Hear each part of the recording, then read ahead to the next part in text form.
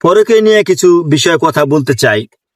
পরকীয়া এমন একটা পর্যায়ে চলে গেছে বর্তমানে, ফেসবুক ইউটিউব খুললেই মনে করবেন খালি পরকীয়া। একজনের বউ আরেকজনে নিয়ে যাইতেছে। ভাই বিশ্বাস করবেন, বর্তমান অহরহ চলতেছে।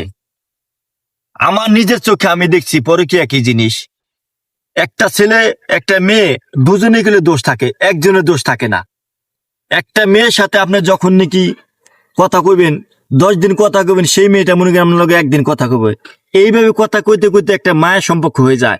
সেই মায়ের থেকে হয়ে যায় প্রেম, ভালোবাসা এবং বিবাহ পর্যন্ত।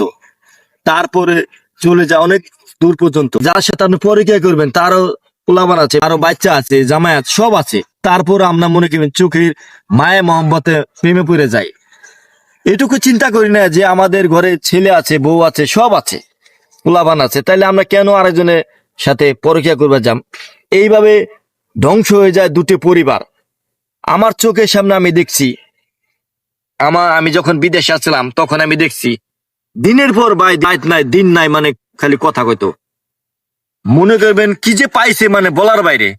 এইভাবে সংসার ধ্বংস হয়ে গেছে গা, তার দুটো পরিবার আজকে ধ্বংসের পর্যায়ে চলে গেছে গা। ভাই সাবধান পরকীয়া থেকে। সে বাপ মা কাউকে চিনবে নাই পরকীয়া করবার যায়। শেষ পর্যন্ত সেই মনে করেন আজকে বিয়া করছে।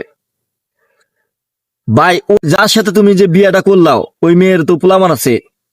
একবারও চিন্তা করলো না যে ওই মেয়ের যে ছেলেটা আছে এক ফোঁটা চোখের পানি তোমার ধ্বংস করে ফেলাইবে? তোমারও তো নিজের পোলামান আছে, সব আছে। তারপর তুমি চিন্তা করলাও না যে কোন পর্যায়ে আমি চলে গেলাম গা। আমার ঘরের পোলা আছে, মেয়ে আছে।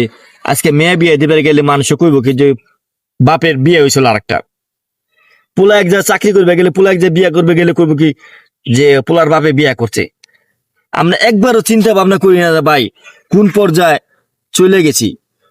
তো এটা থেকে সাবধান ভাই। বাড়িতে কখনো মহিলা মানুষের কাছে মনে করি মোবাইল দিবেন না। মোবাইলে ধ্বংস করে ফেলাইছে ভাই যে পরিস্থিতি।